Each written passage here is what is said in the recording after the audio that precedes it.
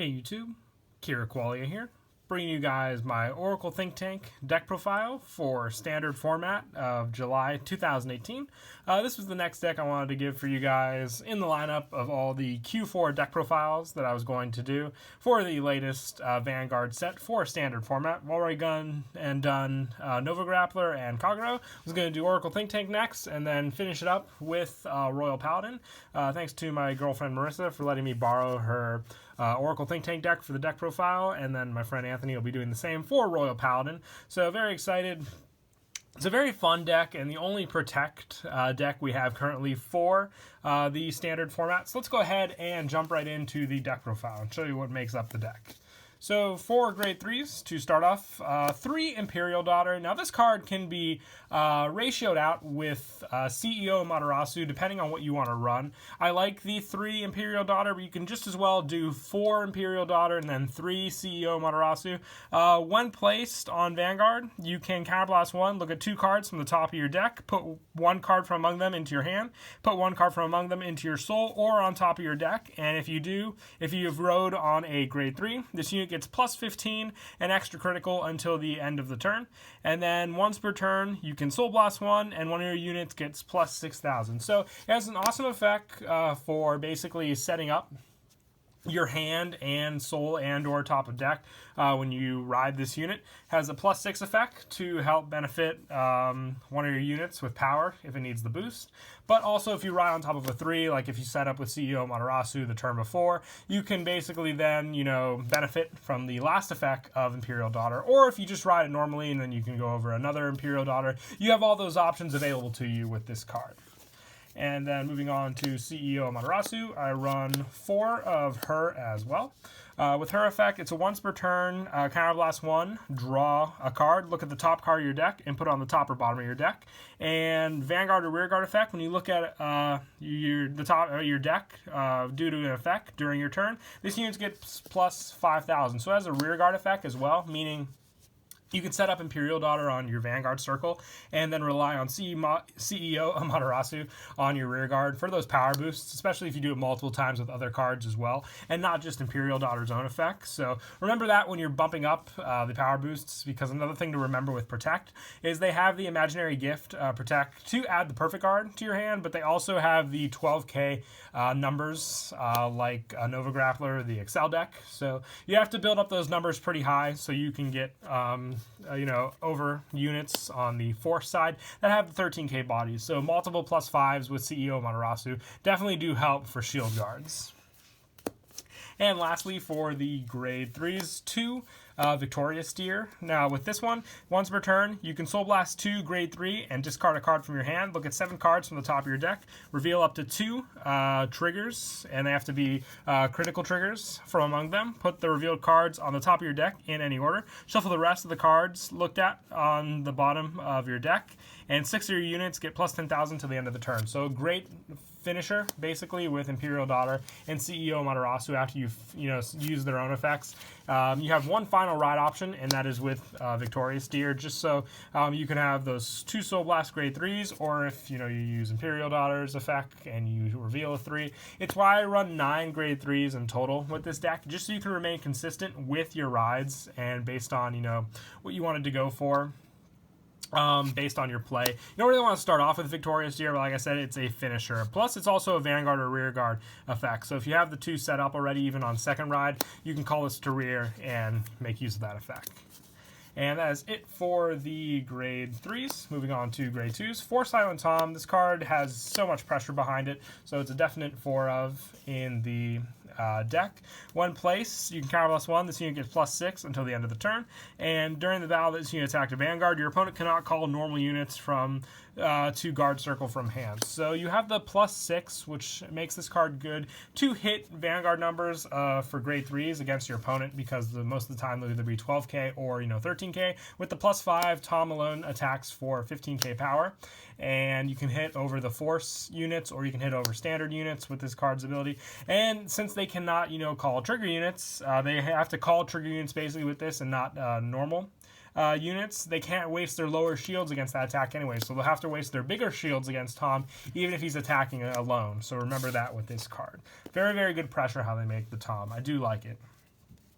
And I also run 4 Promise Daughter. Great for the Vanguard ride target for sure. Tom works on Vanguard or Rearguard additionally with all of his effects. So with him and Promise Daughter, you have options during the battle that attack to Vanguard.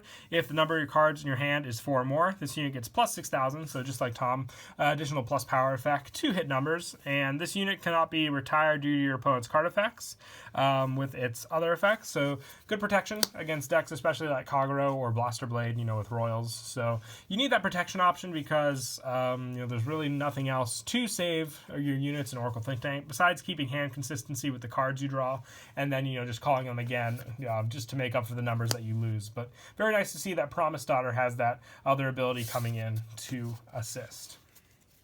And then lastly, I run 10 grade 2s just to make up for the 9 grade 3 options. I go between Yellow Witch Mii and Noji of the Moonlight Knight. It's the promo we receive with the boxes. I like both of them. They have Soul Blast effect for Moonlight Knight, and discard a card from your hand and put a card on the bottom of your deck into your hand. So draw consistency with this card depending on what you want to go for, and you have when placed, you look at the top card of your deck and put it on the top or bottom of your deck. Now we already have basically we're running Farfel Magus in this deck with that same ability, so it basically comes down to player preference, what they want to run for their last grade 2 lineup. Promise Daughter and Silent Tom are 2 very important cards that you run on the deck, so these are just backup grade 2s for draw consistency or just knowing what your future card's going to be. Both do come in handy, so it's down to player preference what you want to run over the other, or you can do the one-ofs like I'm testing out as well. And that's it for the grade 2s. Moving on to the grade 1s. 4 Circle Magus, a very, very good grade 1, definitely the best probably of them all. When your drive check reveals a grade 2 or greater card, you may put that card on the bottom of your deck, and if you do, draw a card. So you have draw consistency if your drive check isn't that good. You may draw the trigger, of course, but always a better shield than if you drive check a grade 3 and you don't have a perfect card to ditch it for the cost, of course, with this. And when you ride upon this card, you can counter blast 1, draw a card. So it makes up for the cards you ride onto Vanguard, minusing from your hand with that counter blast 1 for draw. So very good there too. Definite ride target you want to go for with this card.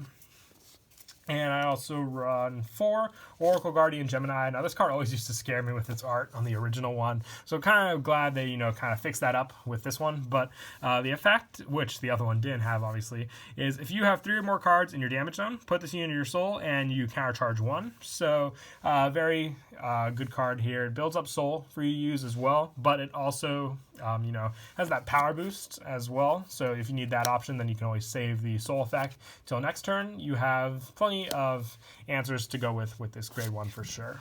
So him and Circle are definite 4-ofs. And the same goes for Farfel Magus. With this, when placed, you look at the top card of your deck and put it on the top or bottom of your deck. It's basically the new Battle Sister Coco. You have that power behind it, which all of them are 8Ks, so have that going for you. And you have, trigger setup, depending on when you call, or even, other effects like CEO Matarasu getting its plus power with this card for sure. And then lastly, for the grade 1s, I run 2 Goddess of the Tides Mizuno Hame. When it boosts to Vanguard, if you have 3 or more cards in your damage zone, this unit gets plus 6 until the end of that battle. So along with the AK boost that we've been doing already, Mizuno Hame definitely comes in handy with that plus 6, putting 14, and then with an additional 12k grade 3 most of the times. Basically, you have the 26k power, which alone is a 1 to pass when your opponent puts down a critical trigger, which has a 15k shield if they're guarding with whether a 13k base Vanguard or a 12k. So definite pressure with this unit when it boosts. And you almost always have the 3 cards in your damage zone by the time it's boosting the grade 3. So keep that in mind as well. And then moving on to the grade 0s, Lozenji Magus is your starter. We have this, and I think the White Rabbit is the other starter. But, player preference, honestly, they both do the same effect. I think most people do prefer the Lozenji compared to the other one.